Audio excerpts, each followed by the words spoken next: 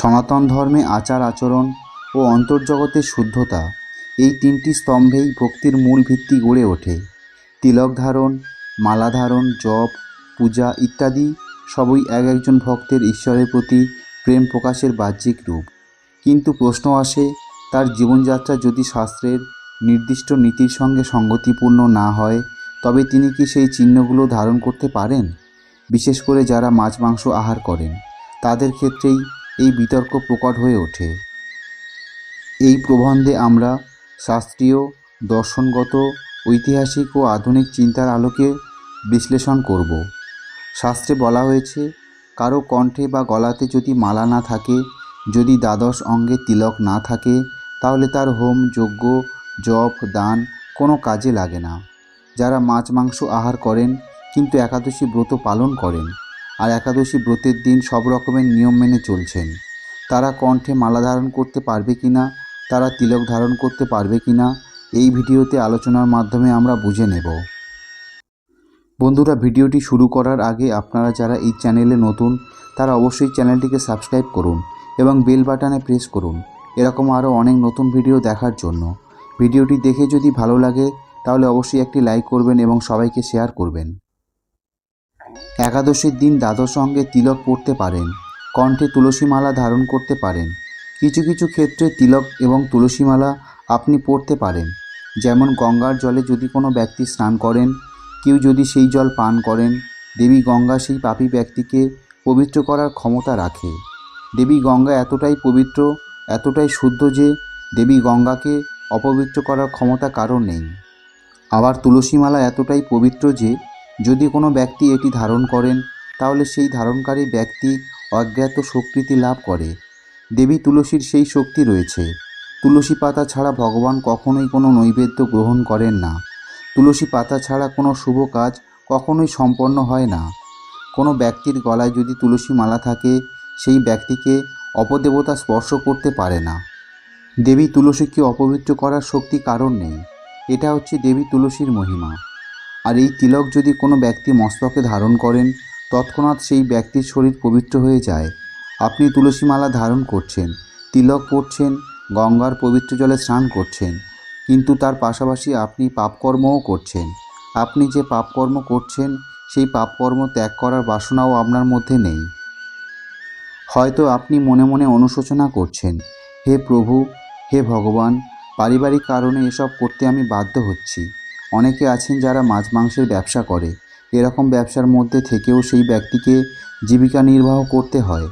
কিন্তু সেই ব্যক্তিটি ভগবানের কাছে যদি প্রার্থনা করে, হে ভগবান, যদি আমি সুযোগ পেতাম তাহলে আমি তোমার আরাধনা করতাম, এই ধরনের কাজ আমি করতাম না, এসব কখনোই গ্রহণও করতাম না, এসব জিনিস গ্রহণ করার কোনো বাসনা আমার মধ্যে নেই, আর এখন মাছ মাংস গ্রহণ করতে হচ্ছে। আর এই মাছ মাংস যদি আপনি না খান, তাহলে আপনি বাড়িতে থাকতেও পারবেন না, কারণ বাড়িতে অন্য সদস্যরা মাছ মাংস গ্রহণ করে। আপনার মনের মধ্যে সেই তীব্র বাসনা আছে যে ভবিষ্যতে আমি কোনো জীবকে হত্যা করব না।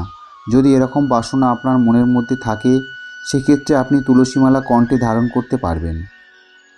যে উদ্দেশ্য নিয়ে গঙ্গার জলে স্নান করবেন, কণ্ঠে মালা পরবেন, তিলক ধারণ করবেন, একাদশী ব্রত পালন করবেন, সেই উদ্দেশ্য যদি ঠিক না থাকে, তাহলে এসব করার কোনো প্রশ্নই আসে না।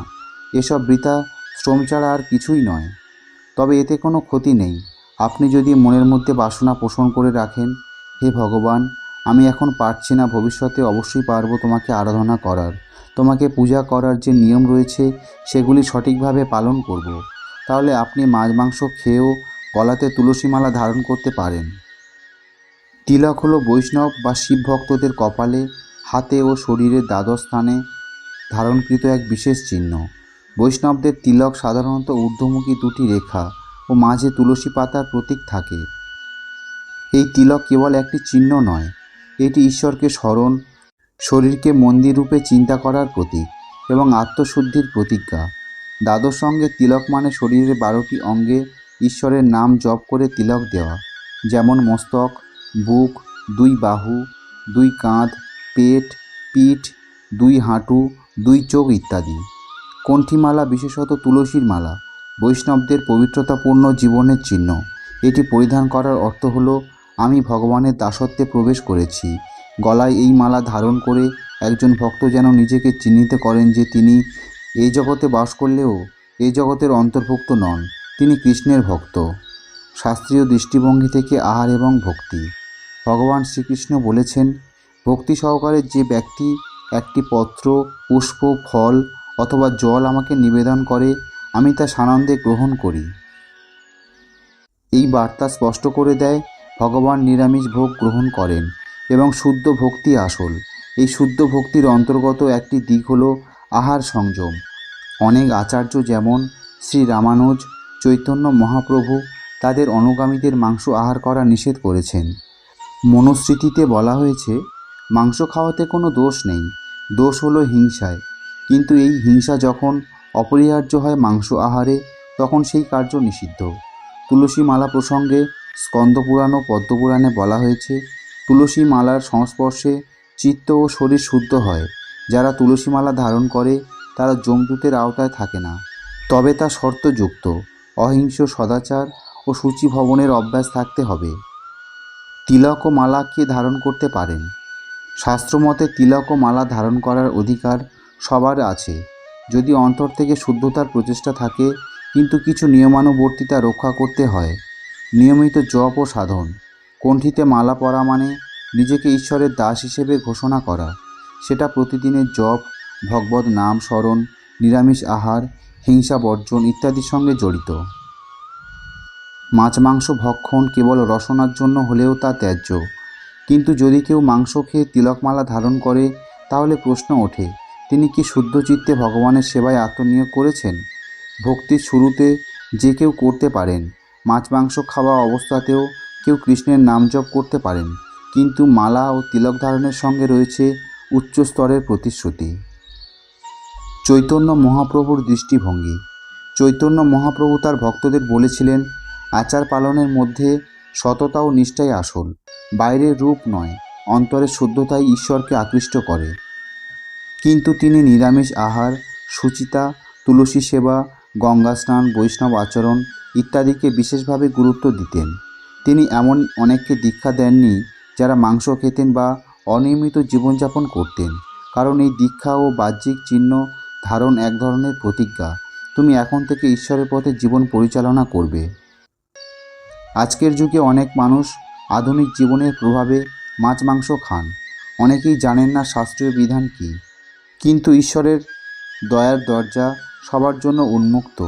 প্রথম অবস্থায় কেউ যদি ভক্তি শুরু করেন, তবে তাকে বাদ দেওয়া উচিত নয়। তিনি যদি ভগবানের নাম জপ করেন, মালা পরেন, তিলক কাটেন, এটাই তো ভক্তিপথে উন্নতির সূচনা। তবে তাকে অবশ্যই জানতে হবে, এই চিহ্ন ধারণের পর তাকে আরও বেশি দায়িত্ববান হতে হবে। একজন সেনা যখন ইউনিফর্ম পরে, তখন সে একজন সাধারণ মানুষের মতো থাকতে পারে না। তেমনি তিলক ও মালা পরা মানে তুমি ভগবানের সৈনিক। এখন থেকে তোমার আচরণ, ভাবনা, আহার সব কিছুর মধ্যে শুদ্ধতা আসা উচিত। নিজেকে জিজ্ঞাসা করা, আমি কেন তিলক বা মালা ধারণ করতে চাই? আমি কি সত্যি ঈশ্বরের প্রতি আত্মসমর্পণ করেছি? প্রথমে ধাপে ধাপে পরিবর্তন। যদি কেউ মাছ মাংস খান, তবে হঠাৎ পরিবর্তন কঠিন হতে পারে। ধীরে ধীরে নিরামিষ আহার অভ্যাস করুন। এর সঙ্গে নিয়মিত জপ, প্রার্থনা, সদাচার পালন করুন। ভক্তি শুরু করা অপরাধ নয়। তিলক বা মালা পরার ইচ্ছা হলে তা দমন না করে বরং ঈশ্বরের কাছে দয়া প্রার্থনা করুন। হে কৃষ্ণ, আমাকে শুদ্ধ করে দাও, যেন আমি যোগ্য হয়ে উঠি। তিলক ও মালা কেবল বাহ্যিক চিহ্ন নয়, এটি এক ধরনের চুক্তি। আমি এখন ভগবানের শরণাগত। যারা মাছ মাংস আহার করেন, তারা যদি এই চিহ্ন ধারণ করতে চান, তবে তাদের জানা উচিত এই পথ কঠিন কিন্তু গৌরবময়। শ্রীকৃষ্ণ সবার হৃদয়ে অধিষ্ঠান করেন, কিন্তু তার নিকটে পৌঁছাতে গেলে আত্মনিয়ন্ত্রণ, পবিত্রতা ও নিরহংকার প্রয়োজন। অতএব কেউ যদি মাছ মাংস আহার করেন এবং তিলক ও মালা ধারণ করতে চান, তবে তাকে ধীরে ধীরে সেই সুচিতার পথে অগ্রসর হতে হবে। তবেই তিনি প্রকৃত অর্থে তিলকের মর্যাদা রাখতে পারবেন এবং মালার পবিত্রতা বজায় রাখতে পারবেন। হরে কৃষ্ণ, রাধে রাধে। বন্ধুরা, ভিডিওটি যদি ভালো লাগে তাহলে ভিডিওটিতে অবশ্যই একটি লাইক করবেন এবং আপনার আপনজনদের সাথে ভিডিওটি শেয়ার করবেন, যাতে তারা ভিডিওটি দেখে উপকৃত হতে পারে। সকলে ভালো থাকুন, সুস্থ থাকুন। পরম মঙ্গলময় ভগবান শ্রীকৃষ্ণ আপনার মঙ্গল করুক।